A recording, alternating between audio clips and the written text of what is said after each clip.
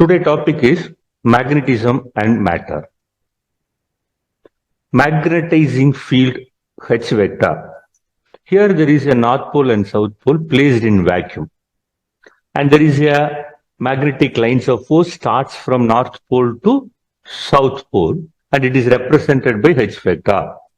Now, the magnetic field which is used to magnetize a sample or a specimen is called magnetizing field.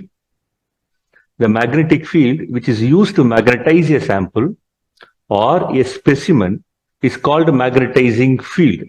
A permanent magnet, right, or a current carrying conductor, both will produce magnetizing field around them. When you place a specimen or a sample like iron piece, this specimen iron piece becomes magnet. So I read again, the magnetic field which is used to magnetize a sample is called magnetizing field. So to remember this unit, you must know a formula. B equals mu naught I by 2A. What is this formula for you? Mu naught I by 2 pi A. Right? This is the magnetic induction at a point due to a infinitely straight current carrying conductor. So, mu naught, the left out term, I by 2 HA, that's nothing but the magnetizing field. That's we are going to learn next. So, H. So, unit of H is given by I by A. So, the unit of I is ampere and the unit of A, the distance of the point from the straight conductor, current carrying conductor is A, that is given by meter. So, ampere per meter. So, now we have to go with the dimensional formula of this particular magnetizing field, that is A L power minus 1. For current it is A, for meter it is L, so A L power minus 1.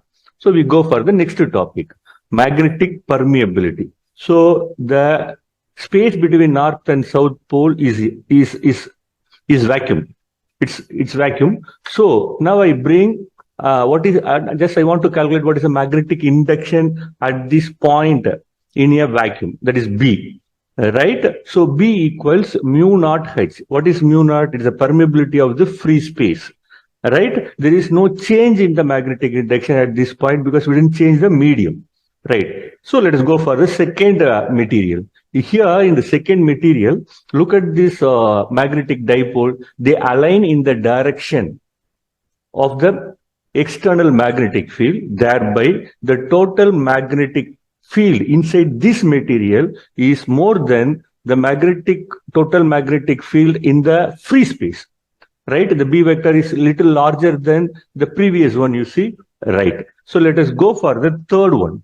Here you have a material. Their magnetic dipole moments align in the direction opposite to the external field. So, the total magnetic field in this specimen is less than the total magnetic field in the free space. So, in certain material, the magnetic field, the total magnetic field inside the material increases, or in certain material, the total magnetic field inside this material, inside the specimen decreases. It's because of the nature of the material. So, to define this nature, we need a term here that is called magnetic permeability mu. This tells you about the measure of the ability of the material to allow the passage of magnetic field lines through it. How far this material allows the magnetic field through them. Some of them, right, bring the magnetic lines of force to us, or some of them will exclude the magnetic lines of force from them. So, we will go with H vector, that is constant for all these three material, which is equal to B vector by mu vector. So, as this permeability increases, the magnetic induction increases. Right? If the permeability decreases, then the magnetic induction will also decreases, because for all these three material, the H is constant. So we write mu equals B vector by H vector. Define. The magnetic permeability of any magnetic material can be given as the ratio of the magnetic induction, that is total magnetic field, to the magnetizing field H. So you simply remember mu equal to B by H. So mu is the ratio of the total magnetic field to the magnetizing field. Simple. So that's what is called magnetic permeability. So B vector equal to mu time H. Its unit is Tesla, ampere, inverse meter. And its dimensional formula is m L T power minus 2 A power minus 2. This dimensional formula you can remember once you remember the dimensional formula of B and H. Right, for H you have already learned ampere, length, power minus 1. Remember that. Let us go for the next one. For the first piece, in the diagram, the refractive index is greater than the it is not magnetic permeability of that first specimen is greater than the magnetic permeability of the free space. So the second one is free space itself. Okay, leave it off. Then third one, the magnetic permeability is less than the magnetic permeability of the free space. So B naught vector equal to mu naught H vector. So we have learned now B vector equal to mu H vector, B naught vector equal to mu naught H vector. So from this we are going to learn about relative permeability. We divide one by other, we get mu by mu naught, this B mu by mu naught, that is equal to B by B naught. So this will be equal to how much you get? It will be equal to B by B naught. Right? So mu r is the relative permeability, which is equal to, or it is the ratio of the permeability of the medium to the permeability of the free space or vacuum. Right? So in the diagram, we will be fine. So let us define. It is the ratio of the permeability of the medium to the permeability of the free space. So relative permeability is defined as the ratio of the permeability of the medium to the permeability of the free space. If you remember this formula mu r equal to mu by mu naught, then this definition looks easy for you. So for vacuum, the relative permeability is 1, and for air, it is 1.00004. Then for iron, the mu r is greater than 1000, right? So even in a very small field, the iron material is much more magnetized. We'll go for the next one. In the first piece, mu r is greater than 1. In the second one, mu r equals 1. And third one, mu r is less than 1. Magnetic induction or total magnetic field. Look at this equation, B vector equals B naught vector plus BM vector. So the total magnetic field is the sum of the magnetic field in the free space plus the magnetic field generated by the specimen. So B equals B naught plus BM vector. This BM vector sometimes plus for mu r greater than 1. BM vector is negative for mu r less than 1. The magnetic induction, the total magnetic field inside the specimen B vector is equal to the sum of the magnetic field B naught vector produced in the vacuum due to the magnetizing field and the magnetic field Bm due to the induced magnetism of the specimen.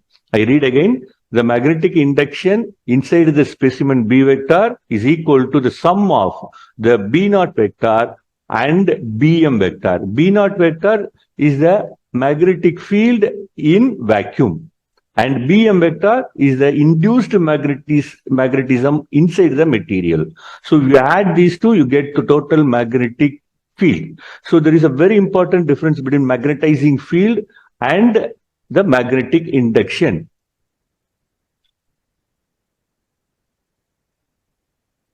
So B vector will be within the material. B vector can be measured within the material, right? Whereas H is given by the source. H is given by the source. So H. we don't measure H inside the material. That cannot be done also. So this is a simple difference. B vector, which is representing a magnetic field, H vector, which is also representing a magnetic field, they are having a different unit, they are having a different definitions, but remember that B vector is for the specimen, H is for the source. So let us replace B vector as mu H vector equals mu B naught vector is replaced by mu naught H vector plus BM vector is replaced by mu naught capital M vector. This capital M vector is called magnetization. In some book, this term magnetization M vector is represented by I vector. So let me not go with I vector right now. Let us use M vector itself. So I will read again, mu H vector equals mu naught H vector plus mu naught M vector. Now we have to know about what is this magnetization all about. Let us learn about this magnetization. The unit of magnetic field is Tesla and its dimensional formula is m t power minus 2 a power minus 1. How to remember the dimensional formula of this magnetic field? So B is given by the force by Q into V, because the Lorentz force F equals BQV sin theta, right? Sin theta doesn't have dimensional formula. So F equals BQV. We want the dimensional formula of B, that's given by F by QV. For F, we will write M L T power minus 2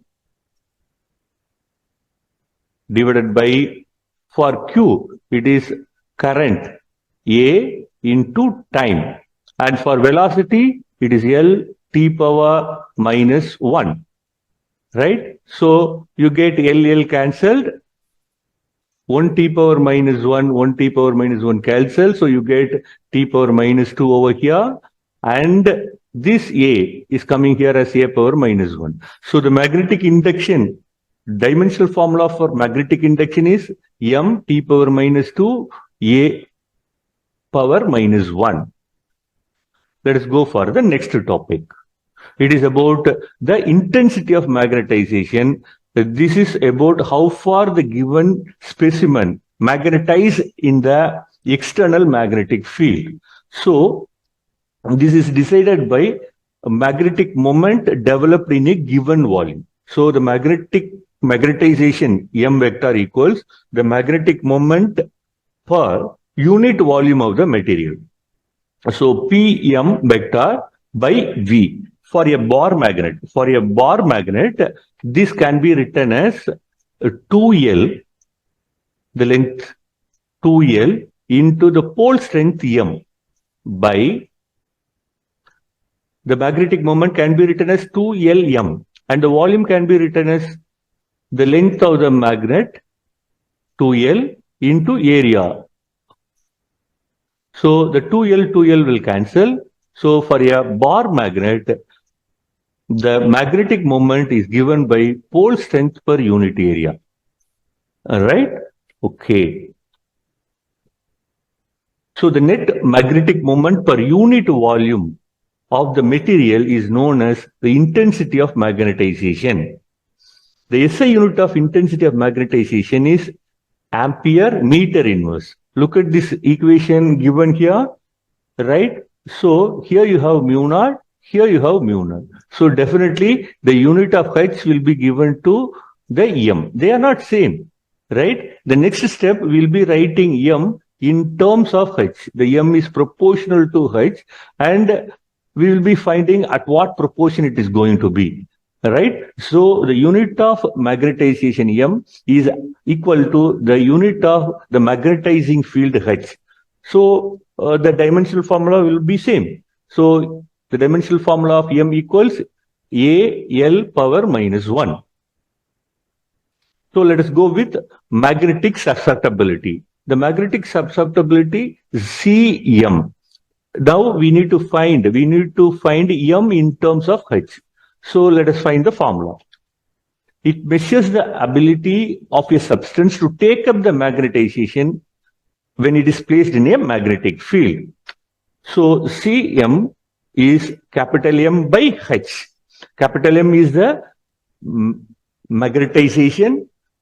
H is the magnetizing field. So the magnetic susceptibility is the ratio of intensity of magnetization to the magnetizing field. It is defined as the ratio of the intensity of magnetization induced in the material to the magnetizing field. So we can write M equal Gmh. So in the given equation, we will be replacing the capital M as Gmh vector. So from these two terms, we can remove H outside the bracket. So we'll be getting